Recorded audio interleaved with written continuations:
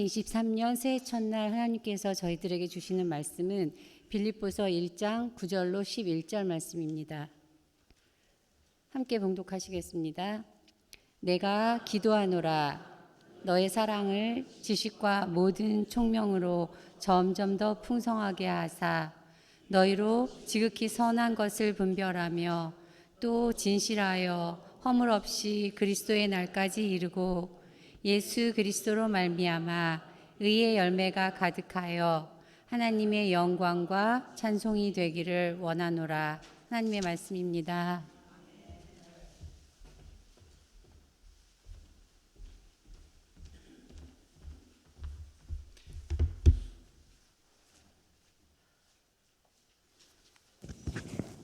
할렐루야. 해피 뉴 이어. 새해가 밝았습니다. 우리 오늘은 오해 인사 대신에 우리 새해 인사를 좀 할 텐데요. 새해 복 많이 받으세요. 그리고 새해 복 많이 베푸세요. 우리 서로 인사 좀 할까요? 새해 복 많이 받으시고 새해 복 많이 베푸세요. 하나님께서 여러분들을 복의 근원으로 삼으셨습니다. 여러분을 통해서 복이 많이 베풀어지기를 간절히 축원합니다. 먼저 올해 이제 표가 새롭게 바뀌었습니다. 보시면 배너에 표가 적혀 있죠. 표는 의의 열매가 가득하여. 한번 해볼까요? 시작. 의의 열매가 가득하여. 올해는 이 빌립보서 1장 11절 말씀. 예수 그리스도로 말미암아 의의 열매가 가득하여 하나님의 영광과 찬송이 되기를 원하노라. 이 말씀을 따라서 여러분들의 삶에 의의 열매가 가득하길 간절히 바랍니다. 우리말에 그런 말 있잖아요. 콩 심은 데 콩 나고 팥 심은 데 팥 난다. 그러니까 우리 인생을 농사에 비교해서 그렇게 표현한 말씀인데, 매 순간 우리가 씨를 심는 것처럼 우리가 하는 모든 생각과 또 행동에 따라서 그것이 우리 삶의 결실로 나타나게 됩니다. 올해는 여러분들의 생각과 또 행동, 그것에 하나님의 의가 심어져서 의의 열매가 가득하게 맺히는 귀한 한 해가 되기를 간절히 축원합니다. 예수님께서 이렇게 말씀하셨습니다. 너희는 먼저 그의 나라와 그의 의를 구하라. 그리하면 이 모든 것을 너희에게 더하여 주시리라.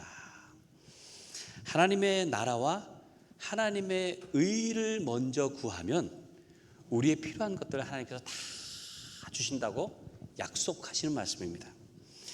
자, 그렇다면 하나님의 의가 무엇일까요? 우리가 먼저 구해야 될 하나님의 의라는 것이 무엇일까? 이 의를 간단하게 설명하면은 옳은 것에 대한 하나님의 기준이라고 할 수 있습니다. 옳은 것에 대한 하나님의 기준.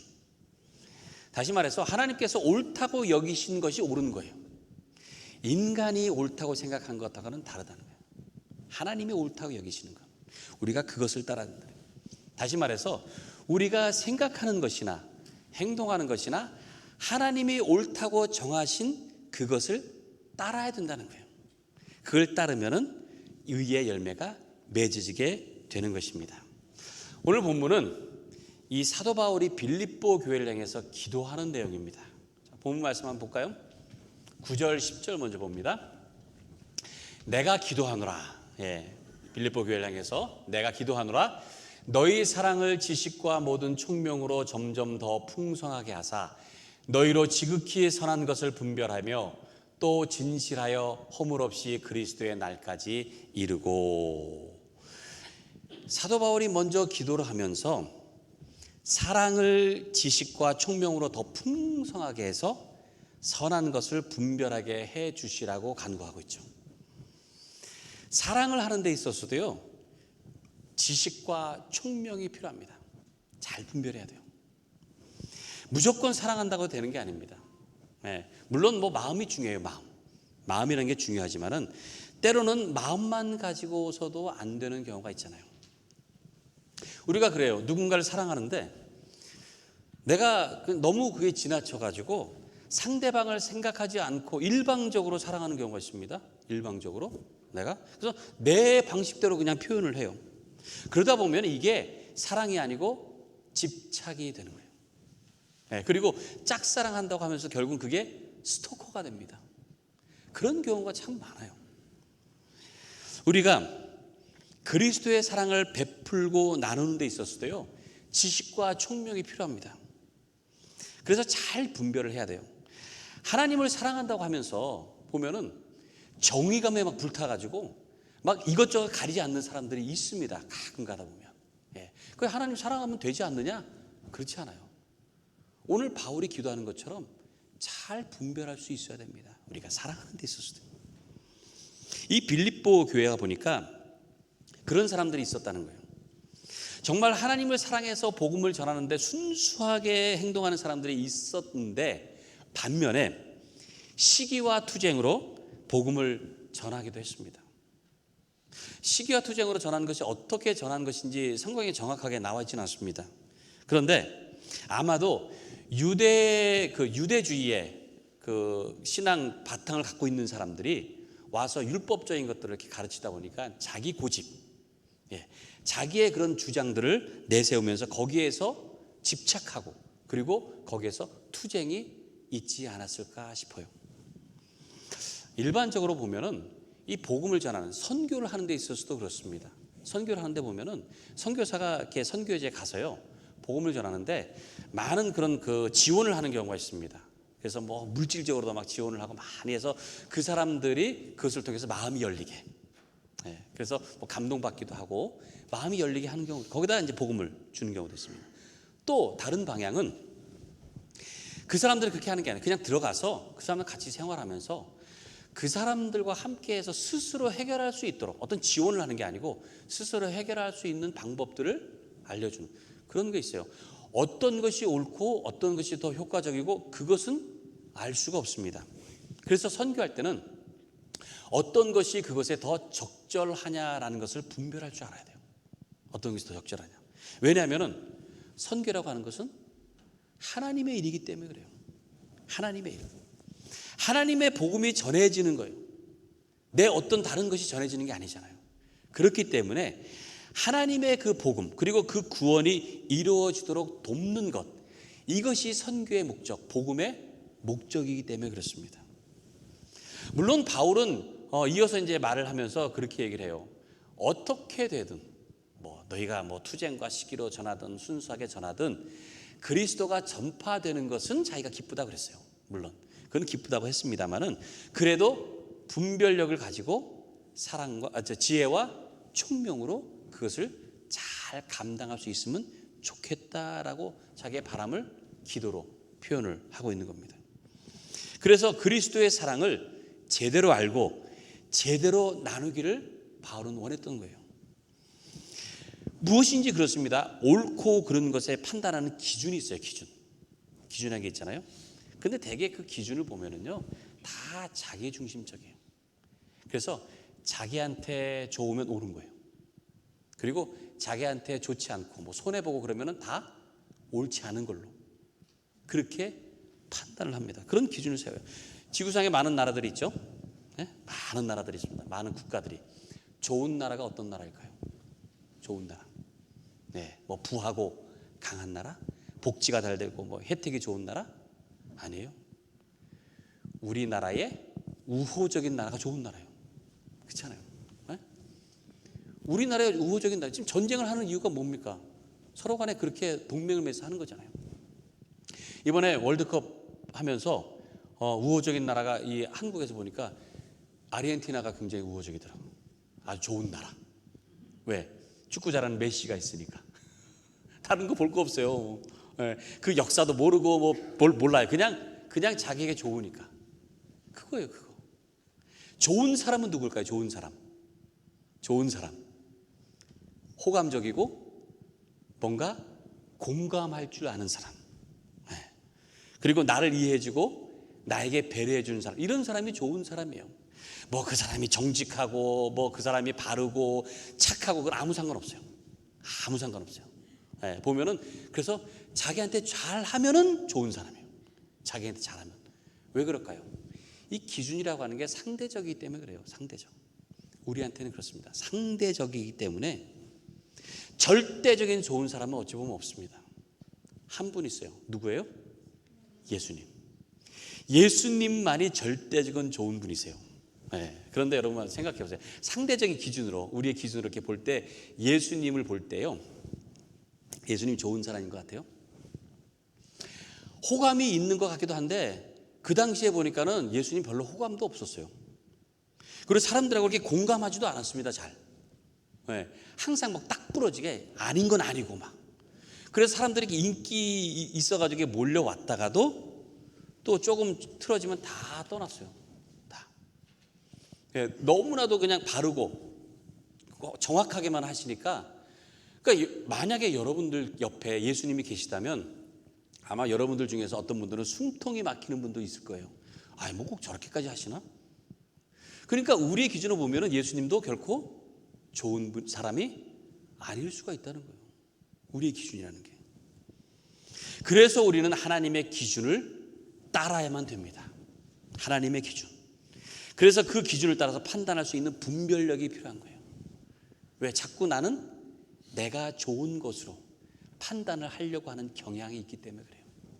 그래서 하나님께서 주시는 지식과 총명을 가지고 분별력을 가지고 절대적으로 선하고 옳은 것이 무엇인지 하나님만이 그걸 아시니까 하나님께 그것을 구하는 저와 여러분이 되어야 될 줄로 믿습니다. 여러분 모두 하나님의 의에 맞게 잘 분별해서 옳은 것을 따라서 살기를 바랍니다. 자, 바울은 또 이어서 이 빌립보 교회를 향해서 기도하기를 진실하여 허물이 없이 주님이 오시는 날까지 이르게 해달라고 그렇게 기도를 합니다. 흠 없이 주님의 날까지 이르기를. 여러분 그 학교에서 공부 잘하는 학생들은 시험날에 오기를 간절히 기다려요. 빨리 시험날에 와가지고 내 성적을 증명하고 싶어요. 근데 공부 하나도 안 한 사람은 시험 오는 날이 어떨까요? 마치 사형 집행날이 오는 것 같아요. 얼마나 괴롭습니까? 주님 오시는 날을 정말로 기다리는 사람은 믿음 안에서 의롭게 산 사람, 그날이 빨리 오길 바라요. 그런데 그렇지 못한 사람은 어떨까요? 주님의 날이 오기가 오히려 두렵고 무서운 거예요. 싫은 거예요. 우리가 그래서 하루하루 순간순간 살아갈 때에 우리의 모습을 다듬어 가야 됩니다.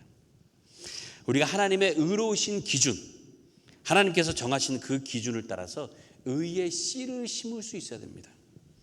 그래서 하나님의 의로우신 열매들이 가득해서 주님 앞에 섰을 때에 주님 앞에 보여드릴 수 있어야 되잖아요. 그러면 그날이 얼마나 간절히 기다려지겠습니까? 빨리 보여드리고 싶어서.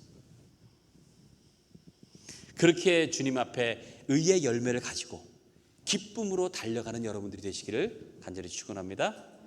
자, 오늘 11절 말씀 볼까요? 11절 우리 그 표가 되는 말씀인데요. 11절 말씀. 네. 11절 여기 11절이 없나요? 예. 그럼 우리 11절만 보겠습니다. 11절 같이 읽습니다. 시작. 예수 그리스도로 말미암아 의의 열매가 가득하여 하나님의 영광과 찬송이 되기를 원하노라. 바울이 빌립보 교회를 향해서 기도하면서 특별히 의의 열매가 가득하기를 바랬습니다. 기업은 소득의 이익을 남겨야 되고요, 선수는 승리의 업적을 남겨야 돼요. 교회는 뭘 남겨야 됩니까? 의의 열매를 남겨야 됩니다. 의의 열매. 의라고 하는 것을 성경에 보니까 뭐 정의, 공의 이런 것들로 표현하기도 하는데, 의라고 하는 것은 하나님의 성품이에요. 그리고 하나님의 뜻입니다. 이 하나님의 의를 이루기 위해서 인간은 선하고 올바른 행동을 해야 돼요. 그래야 하나님 앞에 섰을 때 흠이 없게 구원에 이르게 되는 것입니다. 바울이 의에 대해서 처음에는요, 의를 이루려면 율법을 잘 지키면 된다고 생각했어요. 열심을 다해서 율법만 잘 지키면. 근데 그가 다메섹 도상에서 부활하신 예수님 만났잖아요. 그리고 나서 그가 깨달았습니다. 율법 가지고는 하나님의 의를 도저히 이룰 사람이 아무도 없다는 거예요. 도저히 이룰 수가 없다는 거예요. 오직 하나님의 은혜만이 구원을 얻을 수 있다고 하는 걸 깨달았습니다. 그래서 바울은 그의 서신들을 통해서 율법이 아닌 믿음으로 의롭게 된다고 하는 것을 계속 가르쳐주고 있어요. 믿음으로 구원을 얻는다. 믿음으로 의롭게 된다. 네. 다른 말로 칭의라고 그러죠. 믿음으로 의롭게 된다. 이것을 정확하게 말하면 믿음으로 의로운 자로 인정받게 된다라는 말씀이에요. 다시 말해서 나는 결코 의롭지 않아요. 또 의로울 수도 없습니다. 그런데 내 믿음을 하나님께서 인정해 주신 거예요. 그리고 내가 너를 그냥 의로운 사람이라고 불러주겠다라는 겁니다. 그게 믿음으로 의롭게 되는 거예요. 자, 로마서 3장 21절부터 24절 말씀, 우리 같이 한번 읽습니다. 시작.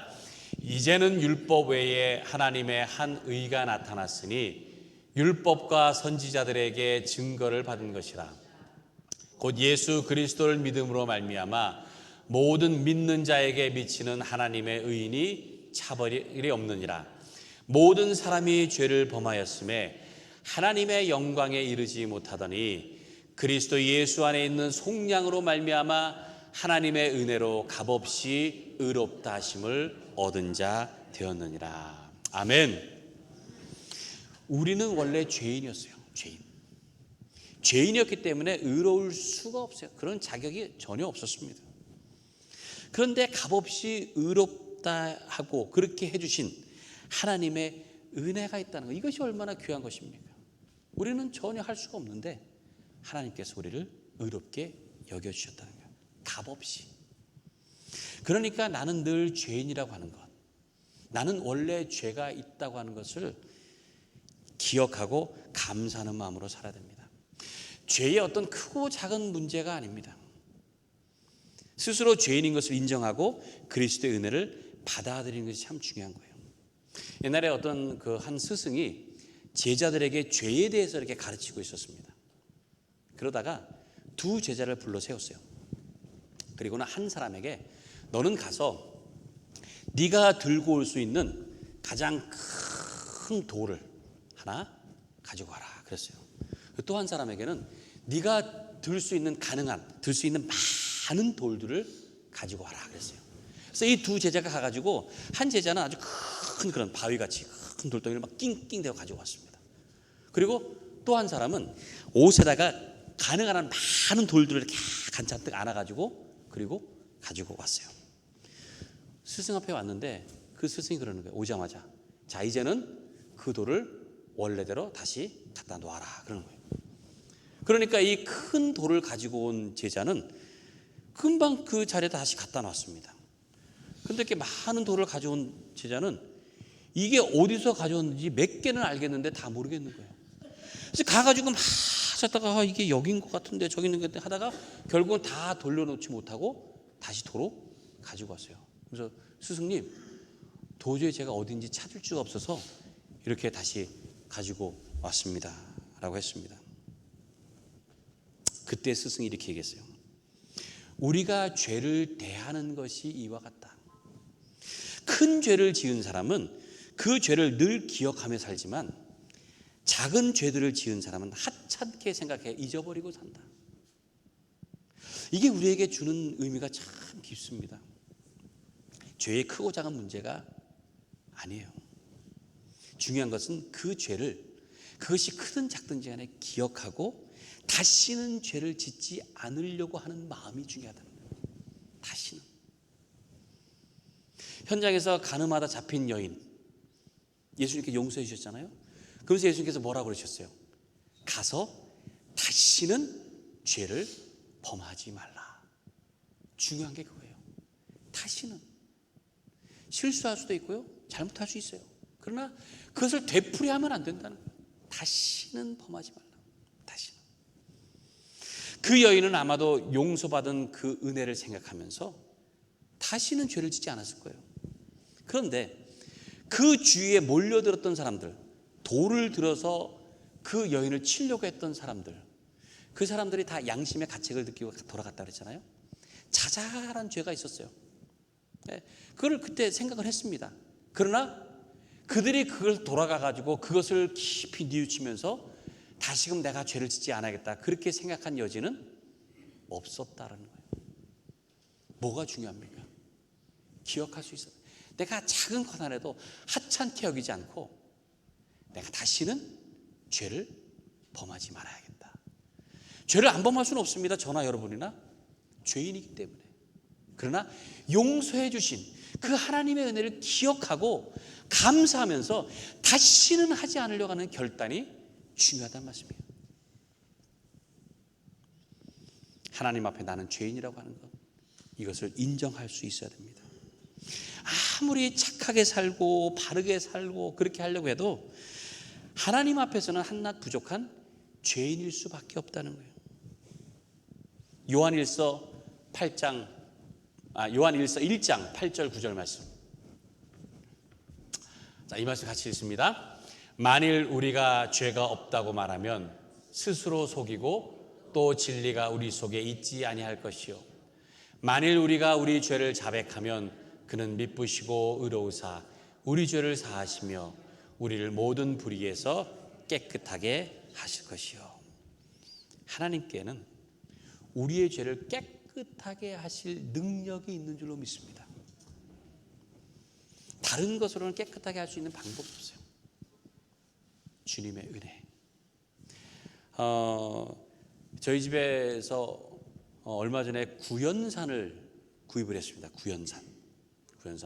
왜냐하면은 그 뭐 싱크대 또는 뭐 식기세척기, 뭐 세면대 이런데 물때가 끼잖아요. 물때가 끼면 그 물때를 좀 닦으려고 뭐 이것저것 다 해봐도 안 돼요. 근데 어디 보니까 구연산을 이렇게 뭐 섞어서 닦으면 잘 닦인다고 해서 그걸 가지고 한번 닦아봤거든요. 우와, 기적이 일어났습니다. 깨끗해지는 거예요. 정말 깨끗해지는 거예요.